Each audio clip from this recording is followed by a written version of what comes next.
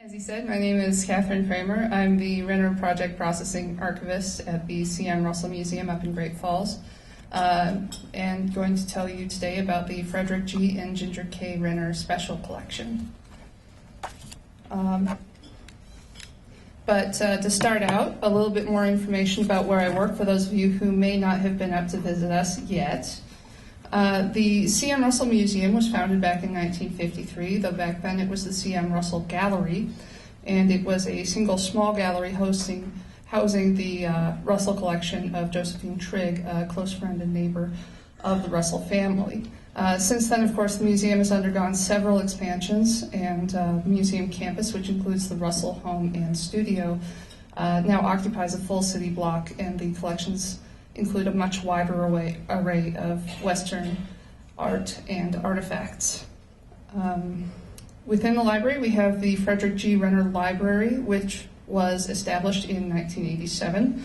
The library collection includes books, serials, art catalogs from both sales and exhibitions, vertical files, and 8 archival collections in various stages of processing, mostly unprocessed.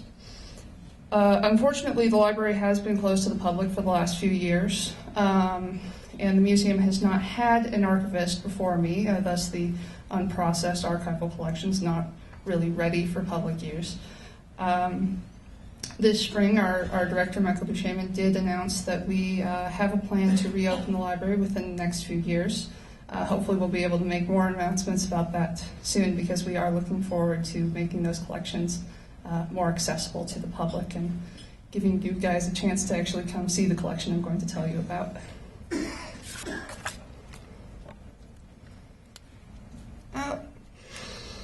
There we go. All right, so a few years back, in order to address the needs of the archives, the C.M. Russell Museum Board of Directors participated in a matching grant with the Renner family, who also donated some money from art sales of theirs, to fund the development of the archives into an accessible resource with online finding aids and established policies for access. But the specific and immediate goal of that project was to process the Renner Special Collection, and that has largely been accomplished by this point. I am finishing up work on that portion of the project. Some of you may already know, because we are at a Russell symposium, but some of you may be asking, who are these Renner people?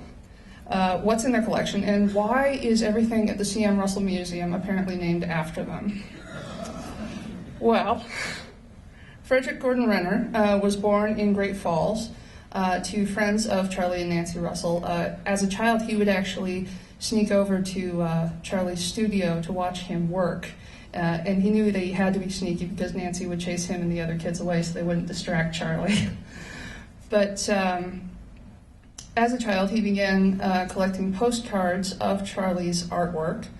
And his family moved away sometime before Charlie passed away. And Fred Renner grew up to be a scientist in the range of soil conservation and range management. But he never lost his childhood fascination with Western art and with Charlie Russell in particular.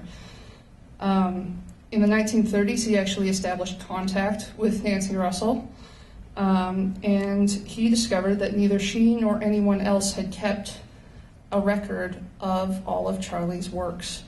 And Renner was appalled, and he decided that he was going to be the person to fix that. So he actually took advantage of the traveling he did for his work. For much of his career, he headed the the soil conservation, the range management division of the United States Department of Agriculture for 26 years and was based in Washington, D.C.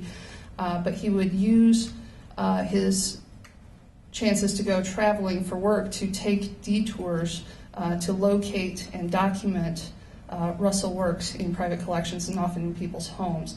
And these would be statewide detours, or several statewide detours in some cases. He ultimately collected photographs and descriptions of more than 4,000 works by Charlie Russell. That does include incomplete works such as sketches. But he also became a trusted appraiser, a prominent collector, and a respected scholar, both in his own scientific field and in the field of Western art. Oh, there's more. Ginger Renner married Fred in 1973. And interesting side note, they were each other's third spouse. I just enjoy that. She had not previously had a particular interest in Russell, although she had been the director of 2 art galleries. She picked up an interest from Fred pretty quickly, though, and she soon became a Russell scholar in her own right. After Fred passed away in 1987, she more or less stepped in to take his place as a leading Russell authority. She continued to develop the research and art collections that he had started, and she provided appraisals of Russell artwork. She served on advisory boards for her own C.M. Russell Museum, as well as the Phoenix Art Museum and the Fine Arts Department of the University of Montana. And she contributed an essay to Charles M. Russell, Catalog Raisonné, the definitive catalog of Russell's work, which, by the way, draws on the information and images from the Renner collection that now resides with us.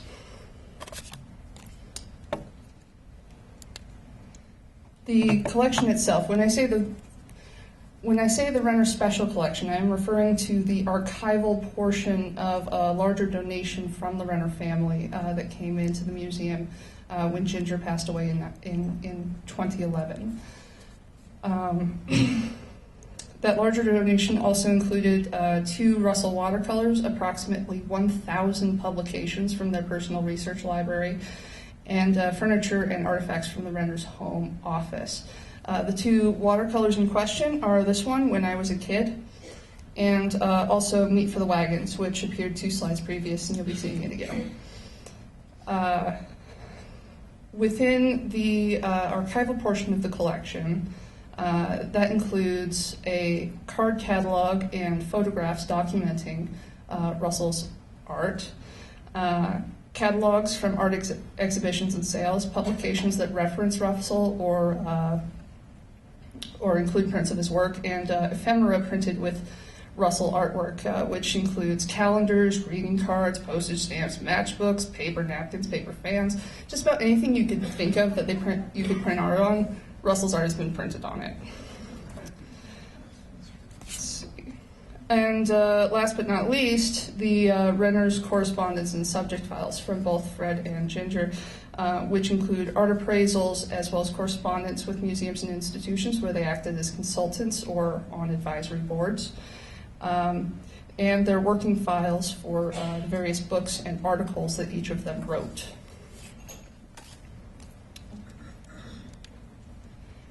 Sort of at the heart of the research collection is Fred's documentation of those 4,000 works of art. He kept a comprehensive card catalog as well as photograph files. Each of the card catalog entries for works of art includes a title, a description, and a list of publications in which that piece appeared.